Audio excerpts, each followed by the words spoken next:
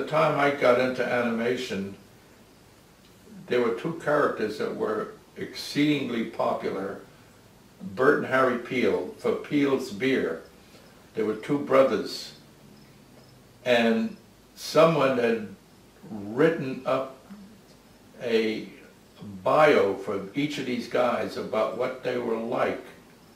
It was like, it would be like any writer might do for any of his characters in a book. They would make a dimensional character that would behave in a certain specific way. And the characters' voices were done by Bob and Ray, to tell you why the who driest were of all the dry premier has a superb, distinctive flavor. guys that were on the radio. Everybody knew Bob and Ray.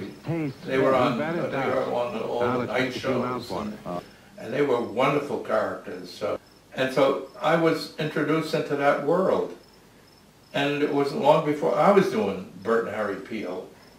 We were just given that commercial to do, and so I had to learn how to draw the characters the way this artist had conceived them, and the artist who conceived them was a guy by the name of Jack Sidebotham, whom we got to know very well later on.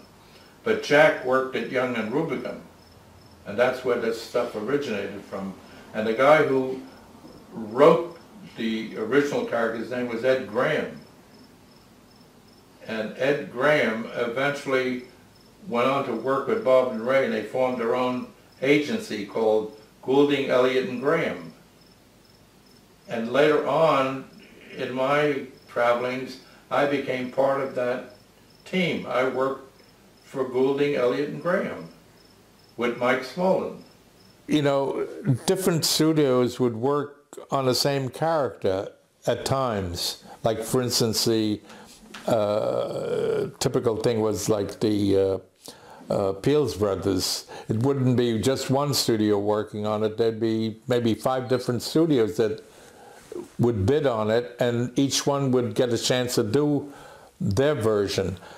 And that would mean 5 different artists would interpret those characters that Jack Sidebotham had designed. The Piels brothers, who were immensely popular during the 50s.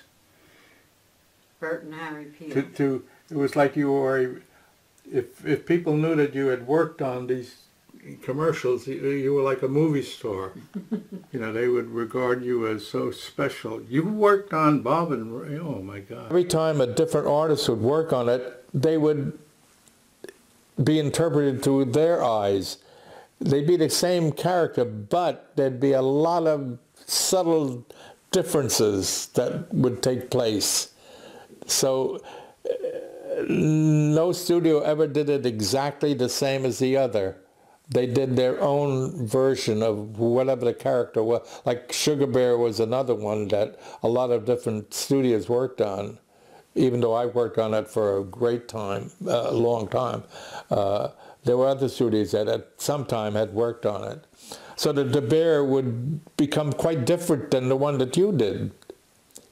And the audience wouldn't be that critical about it, because in the context of this telling of the story, any bear would really suffice. So if your version was in that commercial, then so be it. And